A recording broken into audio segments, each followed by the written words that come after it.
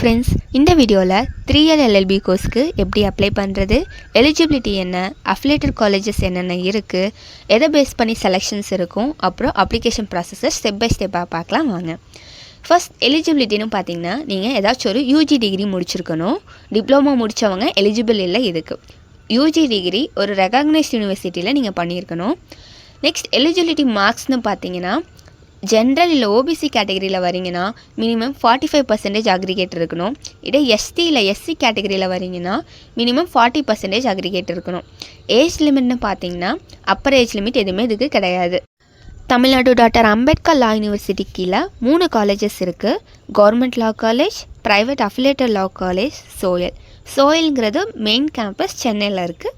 இப்போ நம்ம அஃபிலியேட்டட் லா காலேஜஸை வந்து பார்க்கலாம். டோட்டலாக அரௌண்ட் ஒரு 28 அஃபிலியேட்டட் லா காலேஜஸ் இருக்குது. அதில் 15 கவர்மெண்ட் லா காலேஜஸ் இருக்குது. எங்கெங்கன்னா சென்னை, மதுரை, திருச்சி, கோயம்புத்தூர், திருநெல்வேலி, செங்கல்பட்டு, வேலூர், விழுப்புரம், தருமபுரி, ராமநாதபுரம், சேலம், நாமக்கல், தேனி, காரைக்குடியிலலாம் வந்து லா காலேஜ், கவர்மெண்ட் லா காலேஜஸ் இருக்குது. நெக்ஸ்ட் ப்ரைவேட் காலேஜஸ்னு பார்த்தீங்கன்னா அரௌண்ட் 13 காலேஜஸ் இருக்குது. எங்கெங்கன்னா திண்டிவனம், புதுக்கோட்டை, திண்டுக்கல், திருப்பூர், ஈரோடு, தென்காசி, கன்னியாகுமரி, கரூர்லலாம் வந்து ப்ரைவேட் அஃபிலியேட்டட் லா காலேஜஸ் இருக்குது.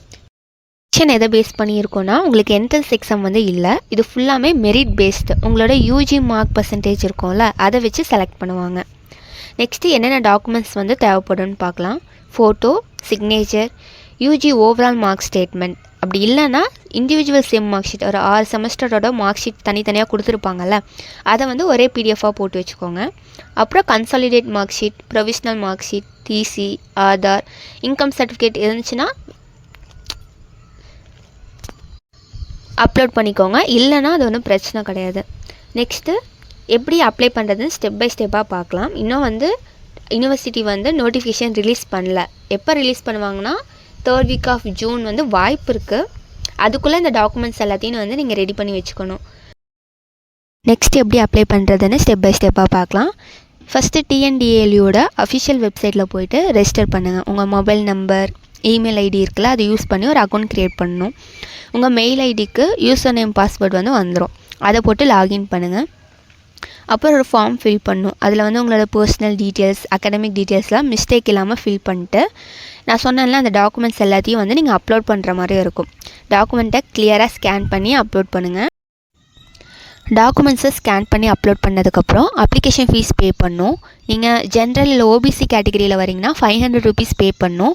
இதே எஸ்சி எஸ்டி கேட்டகரியில் வரீங்கன்னா 250 rupees பே பண்ணணும். அப்ளிகேஷன் ஃபீஸ் பே பண்ணிட்டு அப்ளிகேஷனை சப்மிட் பண்ணிடுங்க. அப்ளிகேஷனை சப்மிட் பண்ணுறதுக்கு முன்னாடி எல்லா டீட்டெயில்ஸும் கரெக்டாக இருக்கான்னு இன்னொரு தடவை செக் பண்ணிக்கோங்க. சப்மிட் பண்ணிட்டு அக்னாலேஜ்மெண்ட் காப்பியை டவுன்லோட் பண்ணி சேவ் பண்ணி வச்சுக்கோங்க உங்கள் ஃப்யூச்சர் ரெஃபரன்ஸ்க்காக. லாஸ்ட் டேட் வர வெயிட் பண்ணாமல் நோட்டிஃபிகேஷன் ரிலீஸ் ஆனோடனே சீக்கிரமாகவே அப்ளை பண்ணிடுங்க. LLB admission updates, college reviews, mark எப்படி கால்குலேட் பண்ணுறது, இது எல்லாமே வந்து நெக்ஸ்ட் வீடியோவில் பார்க்கலாம். இந்த மாதிரி யூஸ்ஃபுல்லான இன்ஃபர்மேஷன் தெரிஞ்சுக்க நம்ம சேனலை சப்ஸ்கிரைப் பண்ணிக்கோங்க.